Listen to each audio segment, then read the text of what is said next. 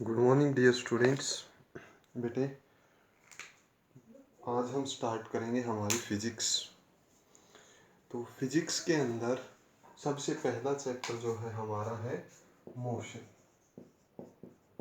Motion motion क्या होता है ये हमें पता होना चाहिए।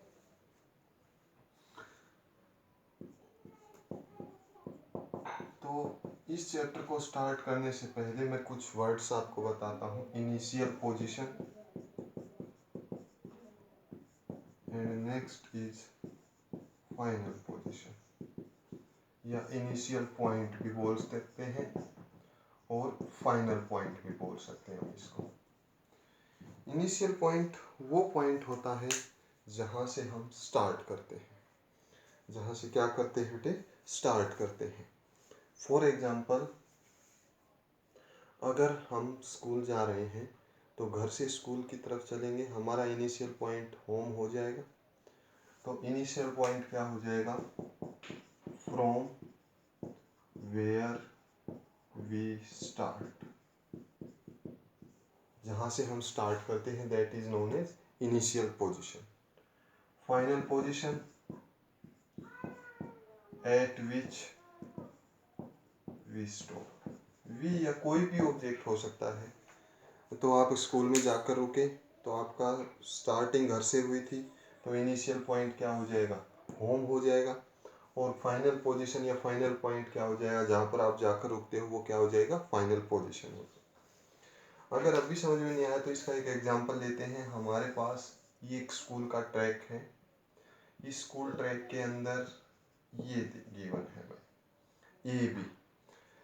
किसी स्टूडेंट ने ए से रनिंग स्टार्ट की, ए से रनिंग स्टार्ट करके और वो बी पॉइंट पर आकर रुके।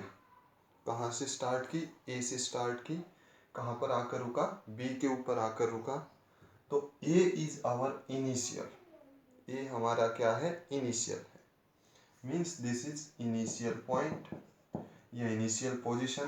बी जो है हमारी वो क्या हो जाएगी? फाइनल पोजीशन या फाइनल पॉइंट। क्लियर बेटे? आया समझ में? जहाँ से स्टार्ट करेंगे दैट इज इनिशियल, जहाँ पर खत्म करेंगे वो क्या हो जाएगा? फाइनल। Okay, next. अब इसके बाद नेक्स्ट जो है रेस्ट एंड मोशन हम पढ़ें। Rest and motion.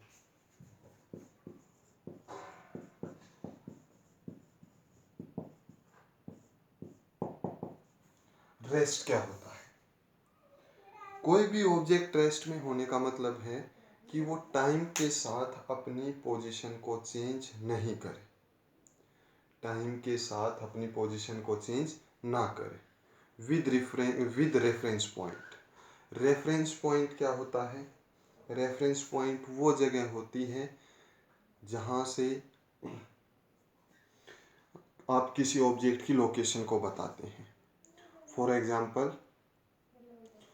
एग्जाम्पल आप समझना बेटे, अपनी स्कूल की लोकेशन हमें बतानी है महेंद्रगढ़ से। महेंद्रगढ़ से स्कूल की लोकेशन बतानी है तो वहाँ से हम क्या करेंगे? महेंद्रगढ़ से ये बोलेंगे कि आप कनीना जाएंगे और कनीना से 3 किलोमीटर या 4 किलोमीटर दूर मोहनपुर गांव है। ठीक है? तो वो जो कनीना है जहाँ से आप लोकेशन बता रहे हो दैट इज रेफरेंस पॉइंट। उसको हम क्या बोलेंगे? Reference point. ठीक है? क्लियर हुआ? अगेन, जैसे आपको 12th क्लास बतानी है कि 12th क्लास कहाँ पर बैठी है स्कूल में, तो आप कहोगे कि जी सेकंड फ्लोर के ऊपर जाना है और सेकंड फ्लोर में 3rd रूम है। तो सेकंड फ्लोर हमारा क्या हो जाएगा? Reference point. सेकंड फ्लोर के विद रिस्पेक्ट बताएं, सेकंड फ्लोर के ऊपर जाकर हमें वहां जाना है।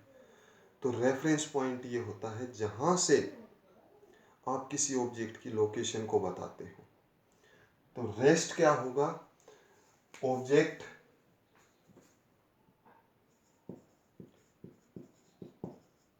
which is not changing its position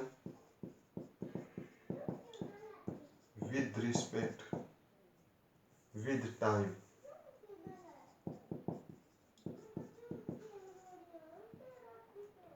with reference to,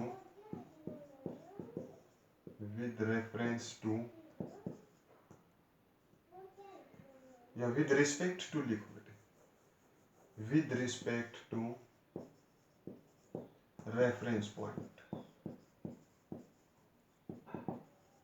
एक ऑब्जेक्ट जो अपनी पोजीशन को चेंज नहीं करता टाइम के साथ, with respect to the reference point, reference point के विद रिस्पेक्ट हमें उसको बताना। जैसे आपका घर है, क्या टाइम के साथ उसकी लोकेशन चेंज हो रही है?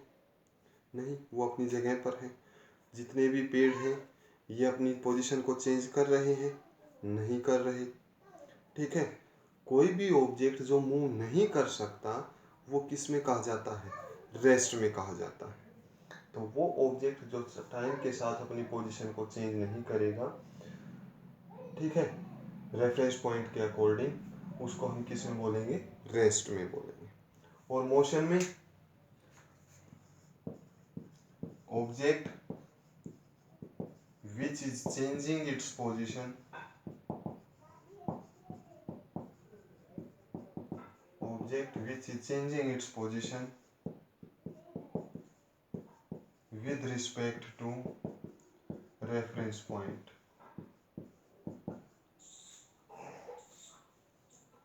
with respect to reference point।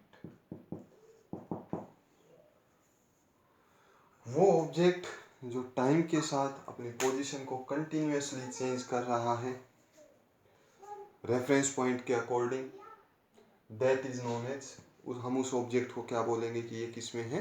Motion में है। जैसे हमारी गाड़ी है, बाइक है, हम हैं, टाइम के साथ अपनी पोजीशन को चेंज करते रहते हैं, चलते रहते हैं। तो वो ऑब्जेक्ट जो टाइम के साथ अपनी पोजीशन को चेंज करेगा, that is said to be in motion. हम उसको किस में कहेंगे? मोशन में कहेंगे। Rest and motion. ओके, क्या एक ऑब्जेक्ट परफेक्टली रेस्ट में है? कोई भी ऑब्जेक्ट परफेक्टली रेस्ट में नहीं है। इसको नोट करो बेटे, एक्सप्लेन करते हैं।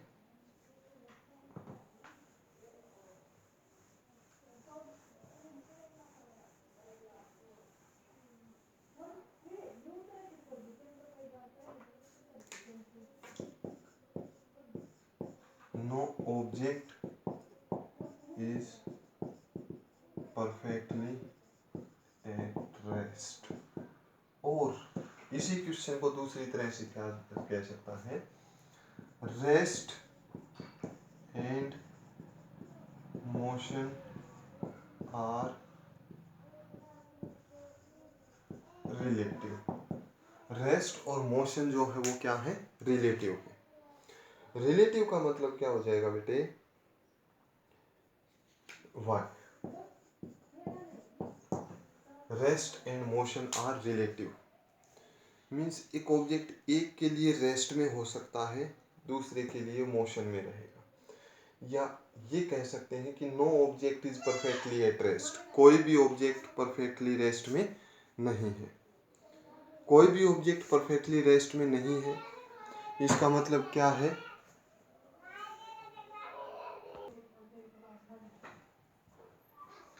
No object is perfectly at rest. कोई भी ऑब्जेक्ट वो रेस्ट में नहीं है। कैसे नहीं है?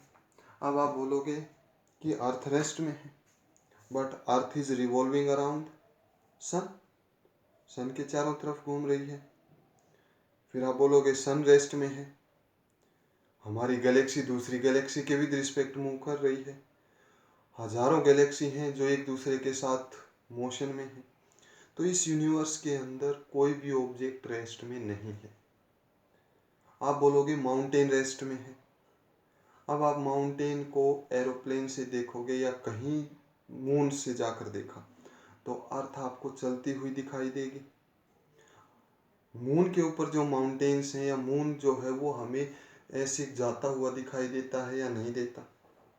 हमारे लिए वो माउंटेन, मून के ऊपर जितने भी मिट्टी पत्थर जो कुछ भी है वो हमें ऐसे चलता हुआ दिखाई देता है या शाम को नहीं, रात को नहीं? दिखाई देता है। तो परफेक्टली कोई ऑब्जेक्ट रेस्ट में नहीं। दूसरा क्वेश्चन मैं यहाँ पर एक्सप्लेन करना चाहूँगा, rest and motion are relative. Rest और मोशन जो है वो रिलेटिव है। रेस्ट और मोशन रिलेटिव है, क्यों है? Because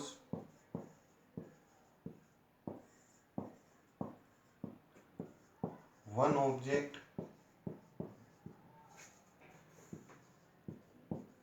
can be at rest for one person, but for other that object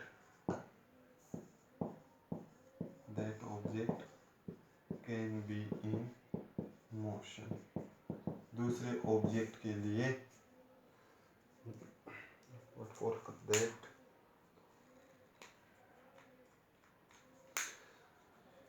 हाँ, इसको एक्सप्लेन करते हैं कि एक ऑब्जेक्ट हमारे लिए रेस्ट में हो, जैसे हमारे पास एक माउंटेन है या पेड़ है, वो हमारे लिए रेस्ट में है, वो मूव नहीं कर रहा, बट हम जब उसको मून से देखेंगे तो वो अर्थ घूमती है, ऐसे अपने एक्सिस के चारों तरफ भी घूमती है और सन के चारों तरफ भी घूमती है।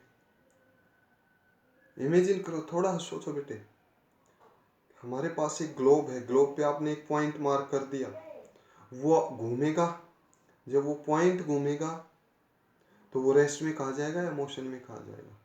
मोशन में कहा जाएगा या नहीं? और ग्लोब के ऊपर हमने 2 पॉइंट ड्रॉ किए, वो दोनों एक दूसरे के साथ किस में है? रेस्ट में है या नहीं? क्लियर हुआ? तो एक ऑब्जेक्ट एक के लिए रेस्ट में हो सकता है, दूसरे के लिए मोशन में, but no object is perfectly at rest. कोई भी ऑब्जेक्ट परफेक्टली रेस्ट में नहीं है। क्लियर है बेटे? आया समझ में? ओके। नेक्स्ट इसमें हम पढ़ते हैं scalar and vector quantities.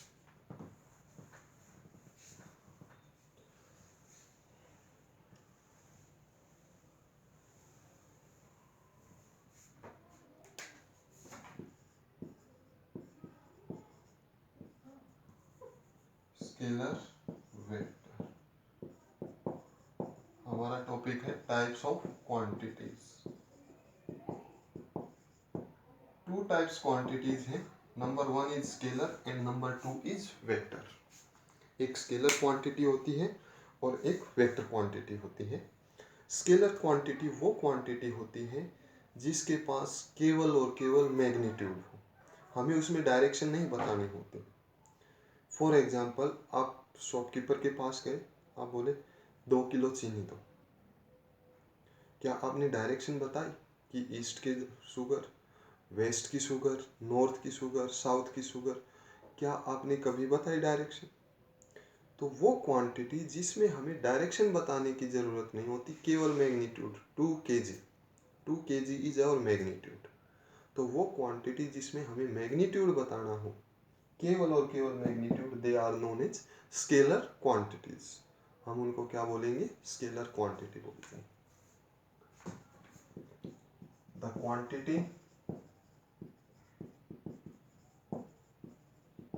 which have magnitude only, वो क्वांटिटी जिसमें मैग्नीट्यूड होगा उसको हम क्या बोलेंगे कि ये कैसी क्वांटिटी है भाई? स्केलर क्वांटिटी है। फॉर एग्जांपल, अभी आपने बताया मास, टाइम, डिस्टेंस, ठीक है, एटसेट्रा, बहुत सारी क्वांटिटी। वर्क हो गया, क्या आप बताते हो काम ऊपर का किया, नीचे का किया, लेफ्ट का किया, राइट का किया, ईस्ट में किया, वेस्ट में किया? कभी नहीं बताते। तो वो क्वांटिटी जिसके पास केवल और केवल मैग्नीट्यूड होगा, that is known as scalar quantity. हम बात करते हैं वेक्टर क्वांटिटी की। तो वो quantity, the quantity which have magnitude as well as direction, magnitude as well as direction, वो क्वांटिटी जिसमें मैग्नीट्यूड भी हो और डायरेक्शन भी हो, उस क्वांटिटी को हम क्या बोलेंगे? Vector quantity. इसका एग्जांपल, जैसे ये मार्कर है, मेरे हाथ के ऊपर फोर्स लगा रहा है डाउनवर्ड डायरेक्शन में, लगा रहा है या नहीं लगा रहा, तो force is acting towards downward. हाथ मार्कर के ऊपर किधर फोर्स लगा रहा है, अपवर्ड डायरेक्शन में, force is in upward direction. Clear.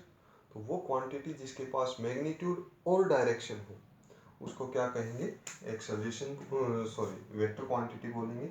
और इसका एग्जांपल हम लिख सकते हैं डिस्प्लेसमेंट, फोर्स, एक्सेलरेशन, बहुत सारी क्वांटिटीज की भी है एटसेट्रा। क्लियर हुआ बेटे। ये दोनों आप नोट करो, आज के लिए इतना ही रिवाइज करो, ठीक है। कल हम कंटिन्यू करेंगे। Thank you students, have a nice day बेटे।